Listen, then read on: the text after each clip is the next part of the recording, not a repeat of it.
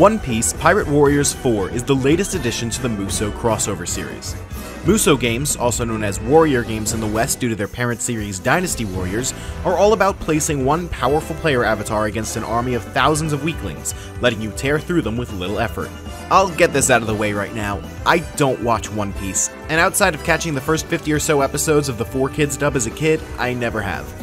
It's a little jarring jumping into these crossover Musou games when you're not familiar with the franchise being represented, and One Piece Pirate Warriors 4 is no exception.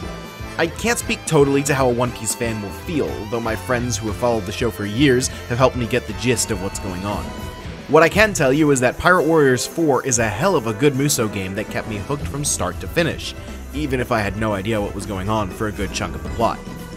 Pirate Warriors 4 adapts the story of the One Piece manga, beginning with the Alabasta arc and ending with the Wano Country arc. Since Wano Country is the current storyline in the manga that's still ongoing, the game features its own ending to the arc that won't necessarily match whatever conclusion the story will eventually have in the manga. Fans may notice that this story covers around 700 chapters of manga, or around 800 episodes of anime, with only about 20 hours of gameplay. The result is that a lot gets skipped. Entire arcs are represented with quick montage cutscenes in between missions, and some members of the Straw Hat crew, most notably the Skeleton Man Brook, have little more than a passing mention between their first appearance and their first playable mission, which can be several hours apart from each other. This is a trade-off from the way that things were in Pirate Warriors 3. Pirate Warriors 3 covered every single arc of the manga at the cost of having each arc only be one mission long. Pirate Warriors 4, on the other hand, chooses to adapt only 6 arcs, making each one last 5 or 6 missions. It's a trade-off that has its merits, but a trade-off nonetheless. This was likely done to give as much focus as possible to the game's back half, which covers every story arc that occurred in the manga after Pirate Warriors 3's release. I think the choice to adapt these specific arcs in more detail helped make their story beats hit harder. Even I, with basically no experience with the franchise, felt attached to the characters by the end and felt moved by the emotional moments they experience. Meanwhile, the gameplay in Pirate Warriors 4 is absolutely stellar. It is a Musou game, and it carries all the typical jank that comes with the territory, so if you don't like these kinds of games, Pirate Warriors 4 isn't going to change your mind. I do like Musou games though, and this is one of the best I've gotten the chance to play. Combat is made way more engaging by the simple addition of a jump button that allows aerial combat. My go-to strategy against bosses was to knock them into the air, and then juggle them for as long as I possibly could to rack up a ton of damage while they were being helplessly tossed around.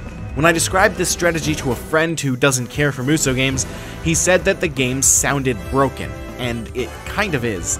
All Musou games kind of are. But I loved the added layer of engaging tension that boss fights had because of this weird mechanic. Boss fights can get pretty boring in most Musou games because they boil down to simply dodging attacks and hitting the boss until they die, but the challenge of keeping my aerial combo going as long as I could made things a lot more exciting.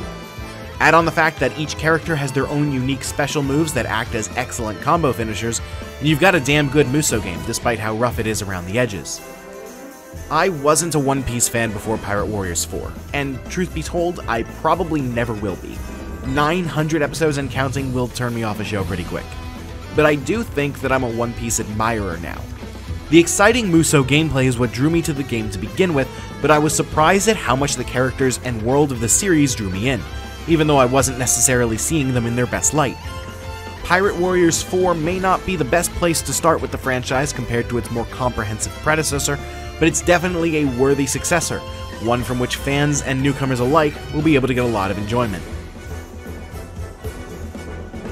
This video was made possible by our generous supporters on Patreon. Did you know that Nintendo World Report is funded directly by fans like you? When you support Nintendo World Report on Patreon, you get immediate access to multiple exclusive podcasts every month, exclusive Discord channels, an early look at select content, and more, all for as little as $1 a month. Check out patreon.com/NWR for all the details.